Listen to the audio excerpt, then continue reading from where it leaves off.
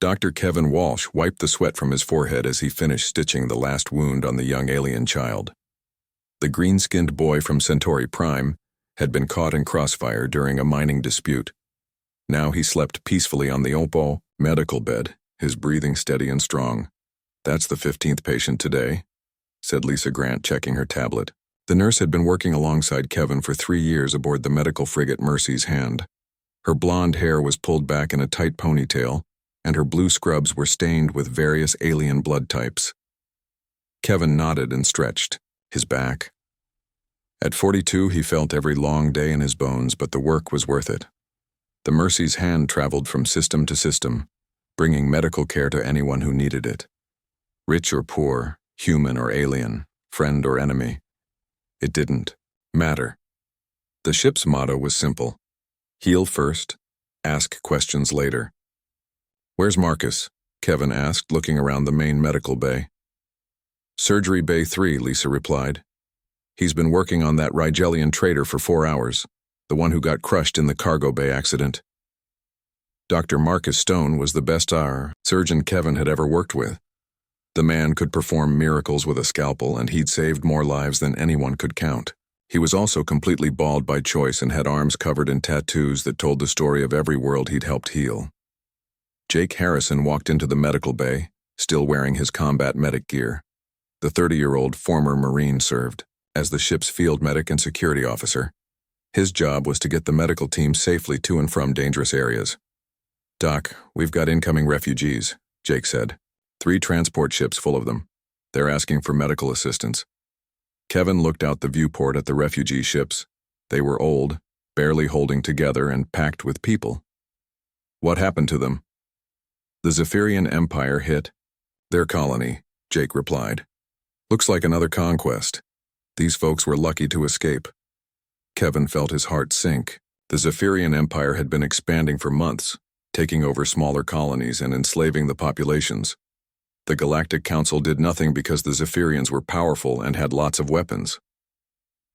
"Tell them to dock," Kevin said. "We'll take as many patients as we can handle." Lisa began preparing the medical bays while Jake coordinated with the refugee ships.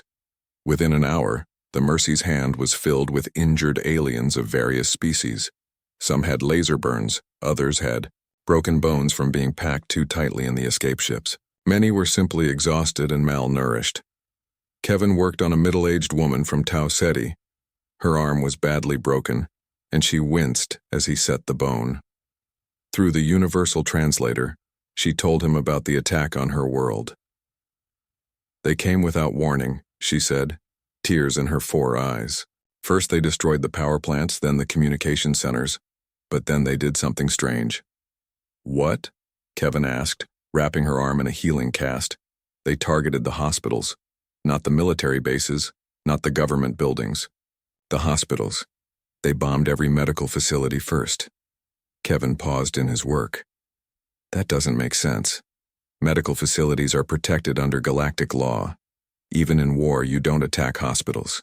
"They said we were hiding weapons," the woman continued. "But there were no weapons, just doctors and nurses trying to help people. They killed them all." Kevin felt a chill run down his spine. He'd heard similar stories from other refugees, but he'd thought they were exaggerated. Surely no military force would deliberately target medical personnel. Marcus emerged from Surgery Bay 3 looking tired but satisfied. "The Rigelian will live," he announced. "Lost a lot of internal organs, but his species can regrow them." "Marcus, come here," Kevin called. He repeated what the refugee woman had told him. Marcus frowned. "I've been hearing the same thing from other patients. The Zephyrians seem to be specifically going after medical facilities and personnel."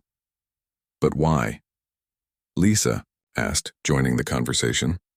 "Medical staff are non-combatants. We don't fight. We heal." Jake overheard and walked over. "Maybe that's exactly why they're targeting you," he said grimly. "Think about it. You guys go into war zones and save everyone, including their enemies. You make it harder for them to break people's spirits." Kevin shook his head. "That's crazy. The medical oath is universal. We help everyone."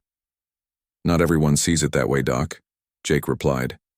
Some folks think showing mercy is a weakness, and the Zephyrians aren't known for their mercy. The conversation was interrupted by an urgent beep from the ship's communication system. Captain Rodriguez's voice came over the intercom. Medical team to the bridge immediately. We have an emergency. Transmission. Kevin, Lisa, Marcus, and Jake rushed to the bridge. Captain Rodriguez, a stern woman in her 50s, was staring at a holographic message display. We just received this from the human colony of New Denver, she said. They're reporting an outbreak of some kind of plague. Hundreds are sick, and they're requesting immediate medical assistance. Kevin studied the data. This looks serious. We need to get there fast. There's more, Captain Rodriguez said, her face grim. Long-range sensors are detecting Zephyrian warships heading toward the New Denver system. They'll arrive about the same time we do. Maybe they're coming to help, Lisa suggested hopefully. Jake shook his head. The Zephyrians don't help anyone, but themselves. Kevin made his decision quickly. Set course for New Denver, maximum speed. Kevin, Marcus said quietly, what if the refugees are right? What if the Zephyrians really are targeting medical personnel? Kevin looked at his friend, then at Lisa and Jake. These people had become his family over the years. They'd saved countless lives together, traveled to the most dangerous places in the galaxy, and always came home safe. Then we do what we've always done, Kevin said firmly. We help people. It's what we signed up for. Lisa nodded. The medical oath doesn't have an exception clause for when it gets dangerous. Besides, Marcus added with a grin, we've got Jake to keep us safe. Jake didn't smile back. He was already thinking about defensive positions and evacuation routes. Something felt wrong about this mission, but he couldn't put his finger on what. As the Mercy's hand jumped to hyperspace, heading toward New Denver and whatever waited there, none of them knew they were flying toward a trap that would change humanity forever. The last thing Kevin saw before the stars blurred into hyperspace was Jake checking his weapons. For the first time in 3 years of working together, Kevin wondered if medical supplies would be enough for what they were about to face. The Mercy's hand dropped out of hyperspace near New Denver, and Kevin Walsh immediately knew something was terribly wrong. The human colony world was surrounded by massive Zephyrian warships, their dark hulls bristling with weapons. The ships were arranged in a perfect blockade around the planet. Captain Rodriguez, are you seeing this? Kevin asked over the comm system. Copy that, Doc. 23 Zephyrian battleships in full combat formation. They're hailing us now. A harsh voice filled the bridge, speaking through the universal translator. Human medical vessel. This is War Commander Threshkar of the Zephyrian Empire. This system is under quarantine due to biological contamination. Turn around immediately. Kevin felt his stomach tighten. Captain, we need to get down there. People are dying. I know, Doc, but those are some big guns pointed at us. Jake Harrison was already at the sensor station studying the readouts. Something's not right here. Look at these energy signatures. They're not just blockading the planet, they're actively bombing it.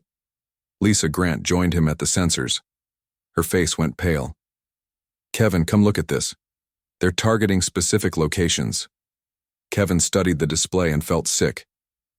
The bombing patterns showed strikes on hospitals, medical centers, and clinics. The Zephyrians weren't trying to contain a plague. They were systematically destroying every medical facility on the planet. Get me a direct line to the colony, Kevin ordered. A weak signal came through, filled with static. This is Dr. Amy Wilson at New Denver General Hospital. Anyone out there? Please help us. Dr. Wilson, this is Dr. Kevin Walsh aboard the medical frigate Mercy's Hand. We're here to help. What's your situation? Thank God, came the reply. Kevin, they're not here to help with the plague. They're causing it. They dropped some kind of biological weapon on the colony 3 days ago. Then when we set up treatment centers, they bombed them. They're hunting down anyone wearing medical uniforms. Marcus Stone grabbed Kevin's arm. We have to get down there. How? Jake asked. Those warships will blast us apart if we try to land, Kevin thought quickly. Captain Rodriguez, can you get us past their blockade? Not without a fight, and we're a medical ship, not a warship. Then we don't fight, Kevin said. We sneak. Jake, you said you learned some tricks in the Marines? Jake grinned for the first time in days. I might know a way, but it's dangerous. 2 hours later, a small medical shuttle launched from the Mercy's hand. Jake piloted the ship while Kevin, Lisa, and Marcus prepared medical supplies in the back. Jake had modified the shuttle's systems to make it look like space debris on Zephyrian sensors. They slipped past the warships and landed in an abandoned warehouse district on New Denver. The colony was in ruins. Buildings were burning and bodies lay in the streets. Worst of all, Kevin could see that many of the dead were wearing medical uniforms. They really are targeting medical personnel, Lisa whispered. A group of colonists found them within an hour. They were led by Dr. Amy Wilson, a tired-looking woman in her 30s. Her medical coat was torn and stained with blood. You shouldn't have come, she said. They kill anyone who tries to help the sick. That's exactly why we came, Kevin replied. They set up a field hospital in the warehouse. Within hours, patients began arriving.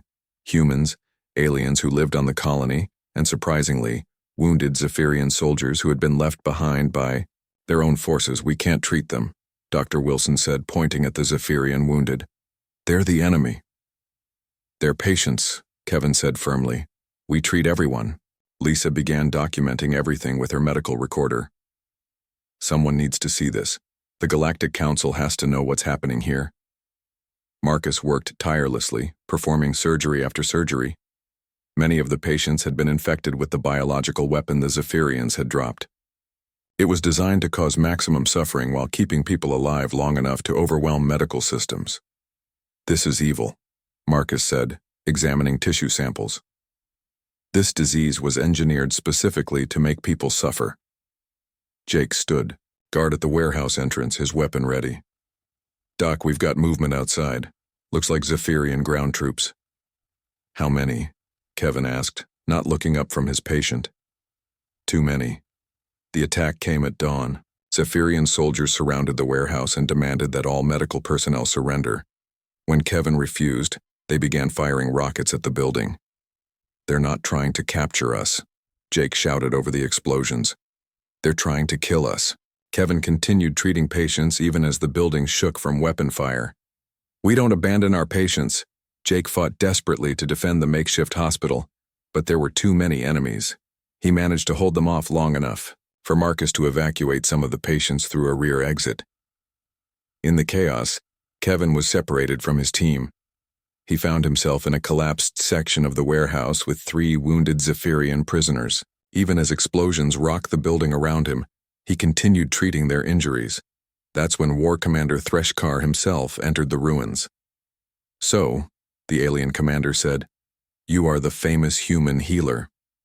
Kevin looked up from bandaging a Zephyrian soldier's arm. I'm a doctor. I help people. You help our enemies, Threshkar replied. You make them strong enough to fight us again. I help everyone, including your soldiers. Threshkar laughed, a harsh sound. That is exactly why you must die. You show mercy to those who do not deserve it. You make other species think they can be soft like humans. This weakens them.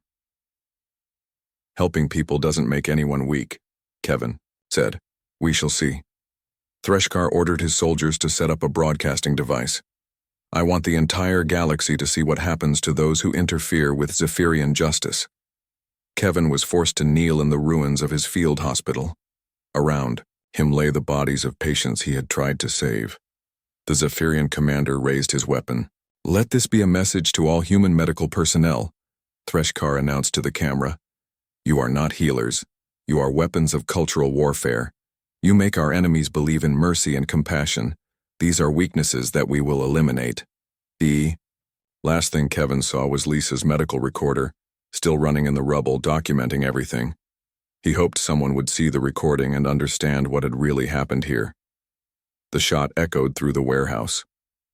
War Commander. Threshkar turned to the camera one final time. This is what happens to all human medics from now on. We will hunt you across the galaxy. Your red crosses will not protect you. Your oaths mean nothing. You will all die. Outside the warehouse, Jake Harrison carried Dr. Amy Wilson and 2 other survivors toward the evacuation shuttle. He could hear Lisa crying behind him, but they had to keep moving. The galaxy was about to learn what happened when you murdered humanity's healers. The video of Dr. Kevin Walsh's execution spread across the galaxy like wildfire. Every news station, every communication network, every personal device showed the same horrible scene. War Commander Threshkar standing over Kevin's body, declaring, "War on all human medical personnel." On Earth, Dr. Lisa Grant sat in the Global Assembly building, watching world leaders argue about what to do. She still wore her blood-stained medical uniform from New Denver. Her hands shook as she held the datapad containing all the evidence she had recorded. "The Galactic Council refuses to help," said President Martinez. "They claim this is a dispute between humans and Zephyrians. They won't get involved." "What about our allies?" asked General Parker. "The Centaurians say they're sorry for our loss, but they won't risk war with the Zephyrian Empire. The Rigelians sent flowers. Everyone is afraid." Lisa stood up slowly. "May I speak?" The room fell silent. Everyone knew she was one of the few survivors from New Denver. Her testimony had shocked the world. "I was there," Lisa said, her voice quiet but clear. "I watched them execute Kevin while he was treating their wounded soldiers. I saw them bomb hospitals full of sick children. I recorded War Commander Threshkar explaining exactly why they did it." She activated her datapad and Threshkar's voice filled the room. "You are not healers. You are weapons of cultural warfare. You make our enemies believe in mercy and compassion. These are weaknesses that we will eliminate." Lisa turned off the recording. "They don't see our medical work as healing. They see it as warfare. They think showing mercy makes other species weak, so they want to eliminate everyone who shows mercy." "What are you saying?" President Martinez asked. Lisa reached up and unpinned the red cross from her uniform. The small symbol fell to the floor with a tiny sound that seemed to echo through the chamber. "I'm saying we can't save lives while our own lives are being hunted. Every human doctor, nurse, medic, and surgeon is now a target. We can't do our jobs if we're all dead." She looked around the room at the shocked faces. "The Zephyrians are right about one thing. We are weapons. But not the kind they think." Within hours of Lisa's speech, something unprecedented began happening across human space. Medical facilities started closing. Hospitals announced they were suspending operations. Doctors abandoned their practices. Dr. Amy Carter had been working in children's surgery for 15 years. She loved her job and was considered one of the best pediatric surgeons in the galaxy. When she saw Kevin's execution video, she sat in her office and cried for an hour. Then she picked up her phone and called the Naval Academy. "I want to enlist," she told the recruiter. "Ma'am, you're 43 years old and a civilian doctor." "Not anymore." Tony Rodriguez had been a paramedic for 8 years. He had saved hundreds of lives, pulled people from burning buildings, and worked in the most dangerous parts of the city. After seeing the New Denver footage, he walked into a Marine recruiting station. "I want to join the Corps," he told the sergeant. "Why?" the recruiter asked. Tony showed him the video on his phone. "Because they're hunting my people." Dr. Helen Murphy was 72 years old and had been planning to retire soon. She had delivered over 3,000 babies in her career and taught medicine at the university for 20 years. Instead of retiring, she reported to the Military Research Division. "I want to help design weapons," she told the shocked recruitment officer. "Ma'am, you're a doctor." "Doctors know how bodies work," Helen replied. "That means we know how to make them stop working too." The transformation wasn't limited to Earth. On every human colony, in every space station, medical personnel were making the same choice. They hung up their stethoscopes and picked up weapons. Marcus Stone, who had escaped from New Denver with Jake Harrison, stood before a crowd of medical refugees on the colony world of Haven. There were doctors, nurses, medics, and medical students from a dozen different worlds, all of them now homeless because the Zephyrians had destroyed their hospitals. "They want to hunt us," Marcus said, his voice carrying across the silent crowd. "Fine. But they made one mistake. They think medical knowledge makes us weak. They don't understand that knowing how to save a life means you also know how to end one." A young medical student raised her hand. "But what about our oath? We swore to do no harm, Marcus was quiet for a long moment. Kevin Walsh died treating enemy soldiers. He kept his oath until the very end. They murdered him for it.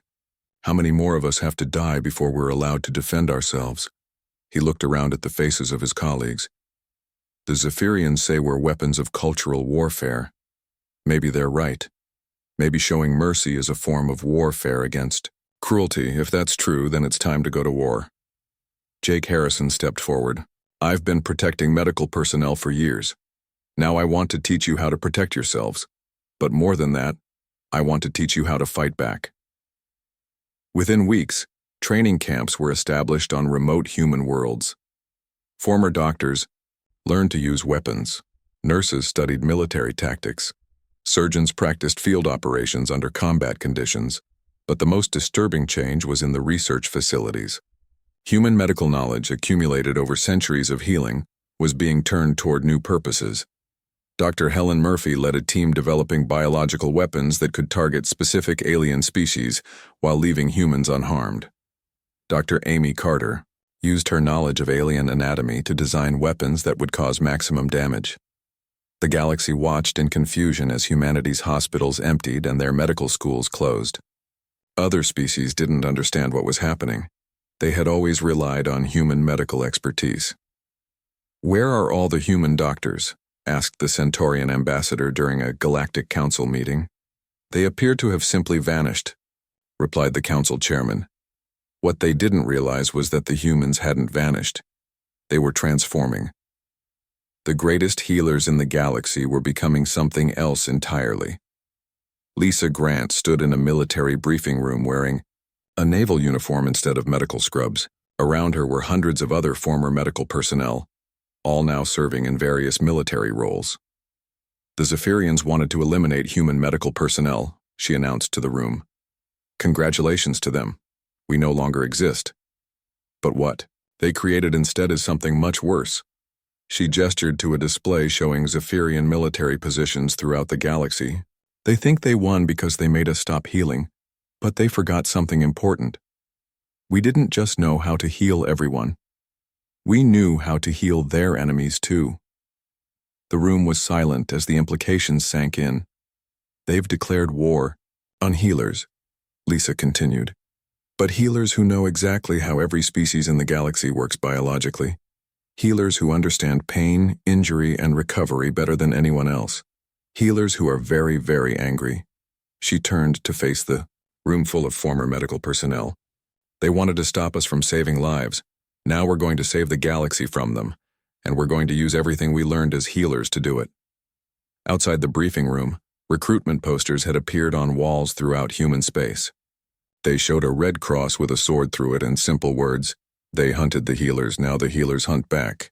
6 months after the massacre at New Denver, War Commander Threshkar received reports that made no sense. His invasion fleet had attacked the human mining colony of Red Rock expecting easy victory. Instead, they had encountered something that defied all military logic.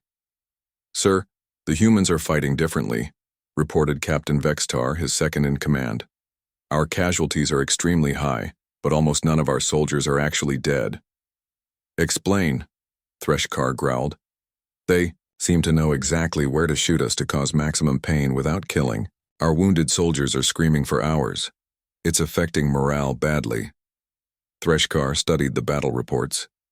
His forces had superior numbers and weapons, but somehow the humans were winning through psychological warfare. "Who is leading their forces?" "Someone called Colonel Harrison. Intelligence says he used to be a combat medic." The name sounded familiar. Threshkar checked his files and found the record. Jake Harrison had been one of the survivors from New Denver. He had escaped with the human nurse who recorded everything. "A medic is defeating my armies?" Threshkar asked in disbelief. What Threshkar didn't understand was that Jake Harrison wasn't just any medic anymore. He was the leader of humanity's first Reaper unit. Former medical personnel who had turned their healing knowledge into the most effective weapons the galaxy had ever seen. On Red Rock, Colonel Jake Harrison moved through the battlefield like death itself. His team followed behind him, each one a former doctor, nurse, or medic. They knew Zephyrian anatomy better than the Zephyrians knew it themselves. "Remember, Jake said into his comm. "We don't kill unless we have to. We make them wish we had." His sniper, Dr. Amy Carter, used to perform delicate surgery on children's hearts. Now she used that same precision to shoot Zephyrian soldiers in nerve clusters that would paralyze them with agony but keep them alive. Each shot was calculated to cause exactly the right amount of damage. "Target down," Amy reported. "He'll be screaming for about 6 hours, then the pain will fade to just unbearable." Tony Rodriguez, the former paramedic, led the assault team. His job used to be getting to injured people as fast as possible. Now he used that same speed and knowledge to reach enemy positions and inject them with custom-designed drugs. "What did you give them?" asked a regular soldier. "Something that makes every muscle in their body cramp at the same time," Tony replied. "They'll be conscious but unable to move for 12 hours. Then they'll have the worst headache of their lives for a week." The most feared member of the unit was Dr. Helen Murphy. At 72, she looked like a harmless grandmother. In reality, she had become humanity's most effective bioweapons specialist. Her latest creation was a virus that only affected Zephyrians and caused temporary but complete blindness. "The beauty of it," Helen explained to her research team, "is that it's not lethal, so we're not violating any treaties. But a blind soldier is worse than a dead soldier because someone has to take care of him." The Zephyrian forces on Red Rock began to retreat, but Jake's Reapers followed them. They didn't pursue to destroy the enemy, they pursued to study them. Every engagement taught them more about Zephyrian biology, psychology, and tactics. "We're learning how they think," Jake reported to command. "Every battle makes us better at fighting them." News of the Reaper units spread quickly through both human and alien space. Other species didn't know what to make of humanity's transformation. The same people who used to heal everyone without question were now the most feared warriors in the galaxy. Admiral Lisa Grant commanded the medical battleship Hippocrates Vengeance from her bridge. The ship looked like a hospital on the outside, complete with red crosses painted on the hull. Inside, it was the most advanced warship ever built, designed entirely by former medical personnel. "Status report," Lisa ordered. "The Centauri system is secure," reported her tactical officer, Dr. Marcus Stone. "The Zephyrians tried to attack the medical station there. We convinced them to leave. Casualties? None dead on either side. But about 300 Zephyrian soldiers are currently experiencing what I call selective paralysis. They can feel everything, but they can't move anything except their eyes." Lisa nodded. The Reapers had developed dozens of non-lethal but extremely effective weapons. They could stop an enemy army without technically killing anyone, which kept other alien species from intervening. "What's our next target?" Lisa asked. Marcus pointed to a star map.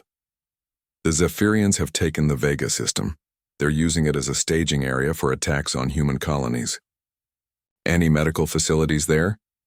3 hospitals and a medical school. The Zephyrians destroyed them all and executed the staff." Lisa felt the familiar cold anger that had driven her since New Denver. "Then we make them pay." The attack on the AMIA Vega system became legendary throughout the galaxy.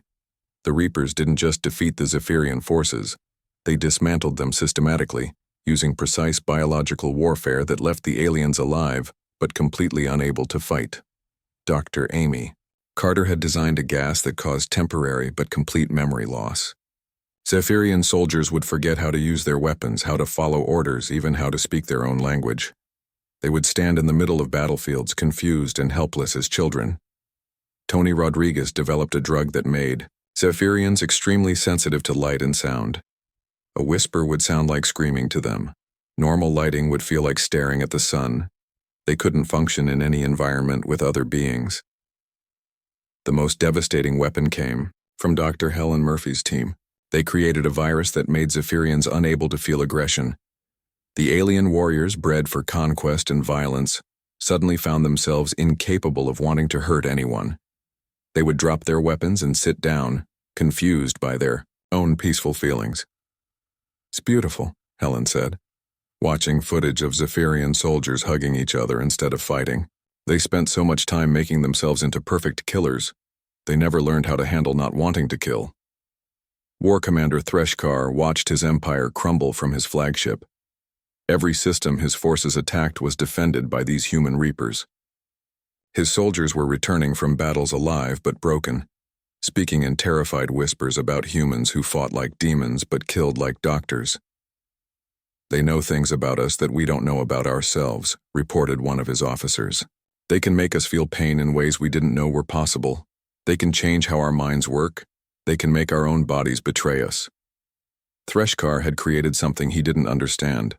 By declaring war on human healers, he had forced them to become something far worse than soldiers. They had become healers in reverse, beings who understood life so well that they could control death, pain, and suffering with scientific precision.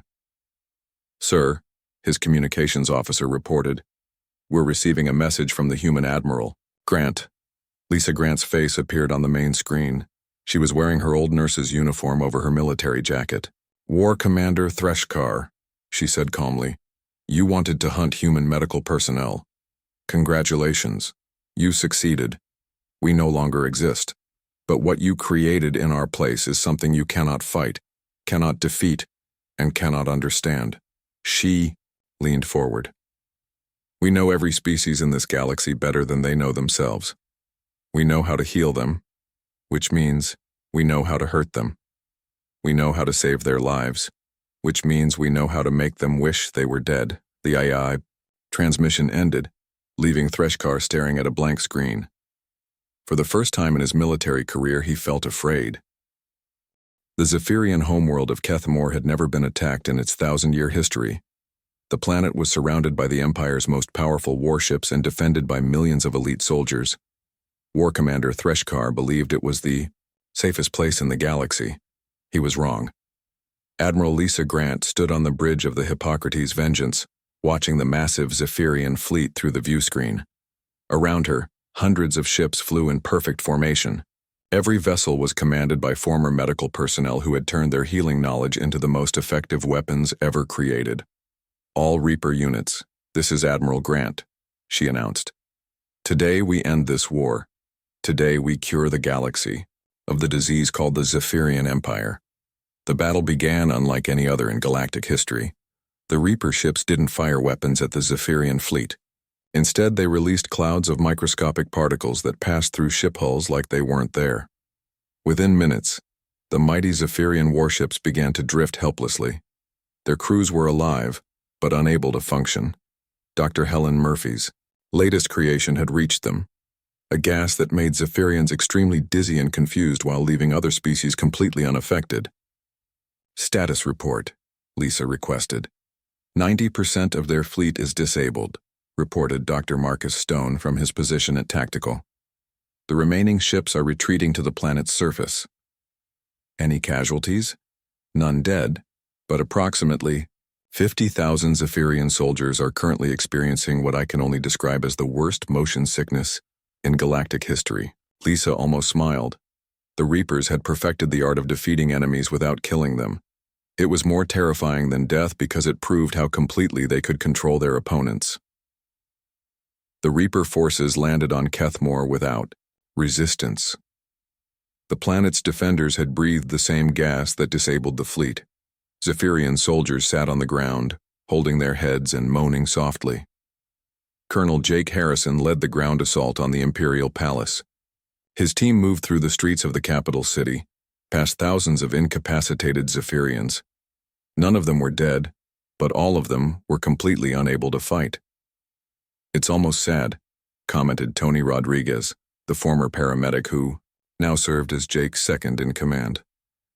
"They look like children who ate too much candy." "Don't feel sorry for them," Jake replied. "Remember what they did to Kevin and all the others. They found War Commander Threshkar in his command center, surrounded by his personal guard. The elite soldiers were sitting on the floor, too dizzy to stand, their weapons forgotten beside them. Threshkar himself was barely conscious, leaning against his command chair. When he saw the humans enter, he tried to speak but could only mumble incoherently. "Secure him," Jake ordered. "Admiral Grant wants to talk to him." An hour later, Threshkar found himself in the medical bay of the Hippocrates Vengeance. The irony wasn't lost on him. He was being kept alive by the same medical technology he had tried to destroy. Admiral Lisa Grant entered the room, still wearing her old nurse's uniform beneath her military jacket. She carried a medical tablet and checked Threshkar's vital signs with professional efficiency. "You're going to be fine," she said. "The dizziness will wear off in a few hours. You might have a headache for a day or two, but there's no permanent damage." Threshkar struggled to focus on her face. You're the nurse. From New Denver." "I was a nurse," Lisa corrected. "You made sure that job doesn't exist anymore." She sat down beside his bed. "Do you know why you're still alive?" Threshkar shook his head weakly. "Because killing you would be easy. Keeping you alive to see what you've lost is much harder, and we're very good at hard things." She activated her tablet, showing him images from across the galaxy. "Your empire is finished. Every Zephyrian military base, every occupied world, every conquest you made, they're all free now. Your soldiers are alive, but they can't fight. They can't even remember why they wanted to fight." Threshkar watched the images with growing horror. His mighty empire was crumbling not through death and destruction, but through precise medical intervention that left his forces unable to function. "The best part," Lisa continued, "is that we didn't technically kill anyone. So when the Galactic Council investigates, they'll find that we fought a completely defensive war. We just defended ourselves very, very well." At that moment, the door opened and General Tony Rodriguez entered. The former paramedic was now one of humanity's highest-ranking military officers. "Admiral, the Galactic Council is requesting an immediate ceasefire," he reported. "They want to negotiate." Lisa smiled coldly. "Tell them we'll accept their surrender." "Ma'am, they're not surrendering. They want us to stop and return to our old jobs as medics. After they refused to help us when we were being murdered, they're concerned about what we've become." Lisa stood up and walked to the viewport. Outside, she could see the Zephyrian homeworld, its cities intact but its people unable to resist. The empire that had terrorized the galaxy for decades was finished, and not a single building had been destroyed. "Send a message to the Galactic Council," she said. "Tell them we'll meet with them, but only to discuss terms." 3 days later, Lisa stood before the full Galactic Council. Representatives from dozens of species filled the chamber, all of them staring at her with a mixture of fear and respect. "The Zephyrian Empire has surrendered unconditionally," she announced. "All occupied worlds have been liberated. All Zephyrian military forces have been neutralized." The council chairman, a tall alien with blue skin, spoke nervously. "Admiral Grant, the council appreciates your efficiency. However, we're concerned about the methods you used." "You mean the methods where nobody died?" "Well, yes, but the psychological effects on the Zephyrians are quite severe. Some of them may never recover." Lisa's expression hardened. "When they were murdering our medical personnel, you called it an internal matter. When they were bombing hospitals, you sent flowers. Now that we've solved the problem without killing anyone, you're concerned about their psychological health?" She walked closer to the council podium. "Let me be very clear about something. We are still healers. We have simply chosen to heal the galaxy of a disease called the Zephyrian Empire." The chairman shifted uncomfortably. "What we're asking is, would you consider returning to your previous roles? The galaxy needs doctors and nurses." "We never stopped being doctors and nurses," Lisa replied. "We just expanded our patient list. The galaxy was sick with war, slavery, and cruelty. We cured it." She gestured to a display showing the former Zephyrian territories. "Every world they conquered is now free. Every slave they took has been released. Every species they oppressed can now live in peace. The treatment was successful." "But what about the Zephyrians themselves?" asked another council member. "They can't function as a society anymore." Lisa's smile was cold as surgical steel. "That's not our problem. We're doctors, not therapists. We remove the cancer. Someone else can worry about rehabilitation." She turned to leave, then paused. "Oh, and one more thing. This council failed to protect medical personnel when they were being systematically murdered. As a result, we're establishing the Healer's Doctrine. Any attack on medical facilities or personnel will be considered an act of war against all humanity." And if we refuse to accept this doctrine? The chairman asked. Lisa looked back at him. Then you'll discover what happens when healers decide you're a threat to galactic health. She left the chamber, leaving the council members to stare at each other in stunned silence. 6 months later, Dr. Lisa Grant sat in her office on the rebuilt New Denver Medical Station. She had returned to her old job, but things were different now. Her office wall displayed her military decorations alongside her medical degrees. On her desk sat a photo of Dr. Kevin Walsh and the original Mercy's Hand crew. Next to it was a report from the Galactic Health Organization showing that medical attacks had dropped to 0 galaxy-wide. A knock at her door interrupted her thoughts. Come in. Tony Rodriguez entered, wearing a doctor's coat over his military uniform. We've got incoming refugees from the Andromedans.